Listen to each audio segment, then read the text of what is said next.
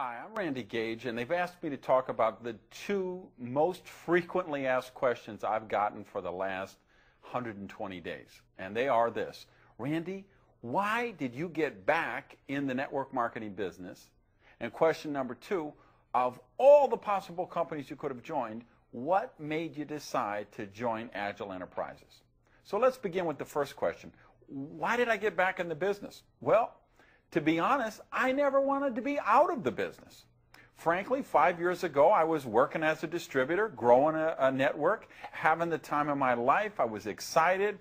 Bonus checks were going up. Leadership was coming in. Things were going amazing. And you know what happened? The company I was with went out of business. Another casualty of undercapitalization, which you see with startup companies all the time. So it wasn't that I wanted to leave the business. I didn't have a choice. So that happened 5 years ago. I've been out of the business a few years, but of course I've still been consulting, still been training people, doing my seminars, writing my books. And along the way, here's what happened. I've been working with some of the most top leadership people in the network marketing industry on a consulting basis.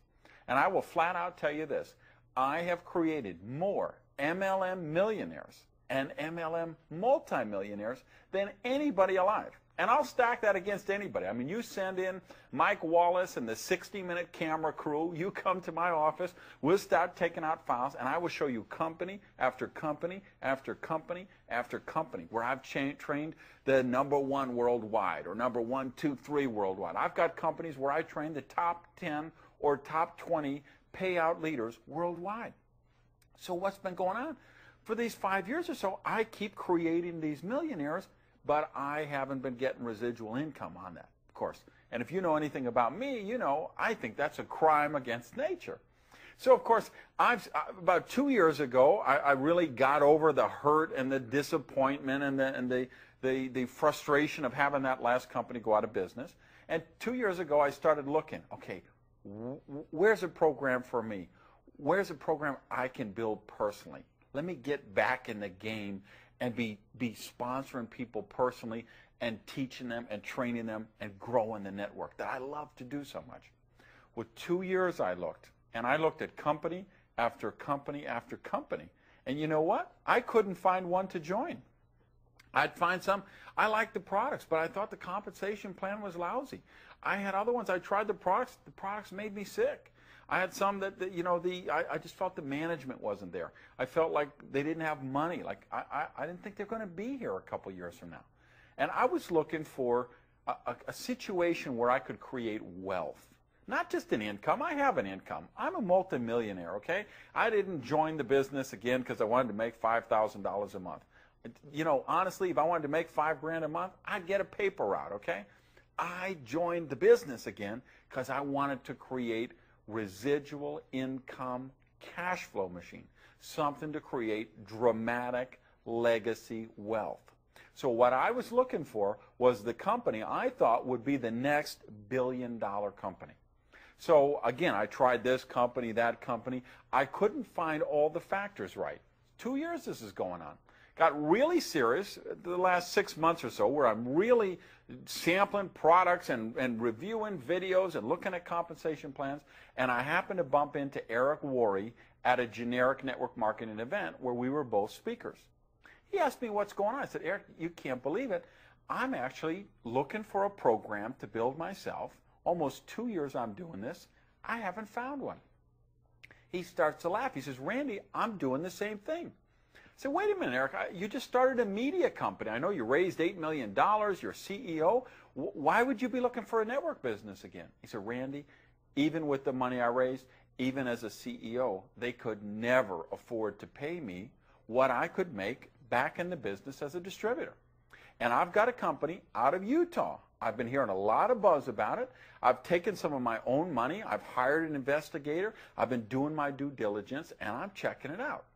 So I said, Eric, you let me know. If you really think it's the right, if this is the one, you call me and I'll be on the next plane out. He calls me up, Gage, get out here. I get on a 6 a.m. flight. I fly out to Utah. And it was on that plane ride there that I put a pen to the pad and really looked at the compensation plan. And that was the point that I really understood the leverage matching bonus. And when I got that, I was about hallucinating, okay?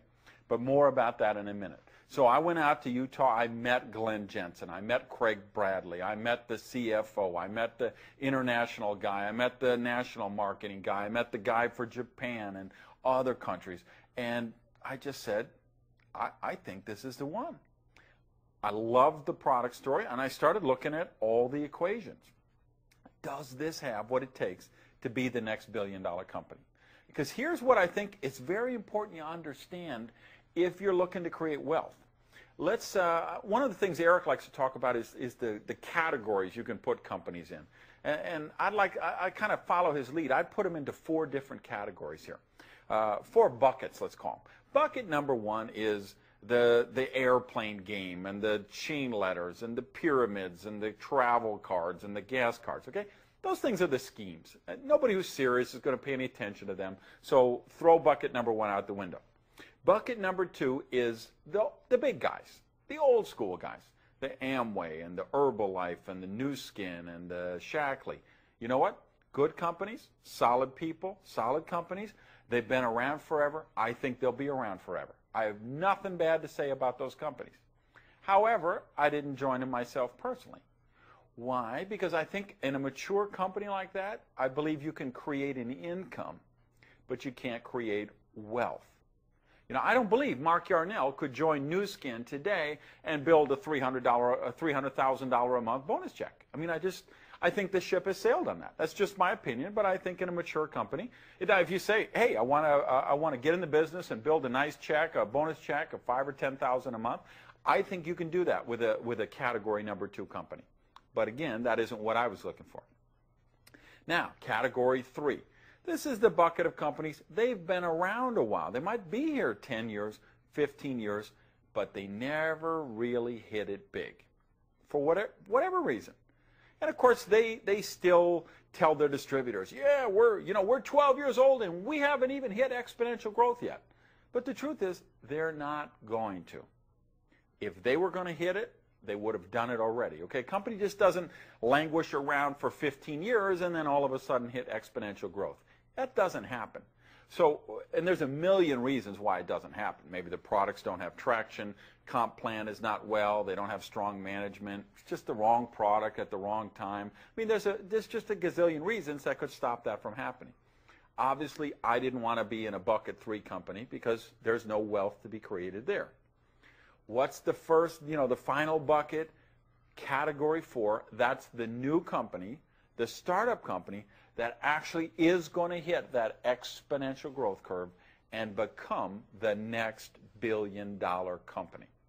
Now, nobody's a fortune teller, nobody knows for sure, but there's clues. If you look at the companies that did make it, if you look at the firms that hit the exponential growth, there's certain criteria that have to be met. There's certain factors there, and that's what I looked for with Agel. That's what I found with Agel. So if you ask, how did a guy like Randy Schrader, a guy like Eric Worre, a guy like myself, a guy like Antonio Adair, how did these 4 multi-million-dollar producers all find our way independently to the same company and believe that it's the next multi-billion-dollar company?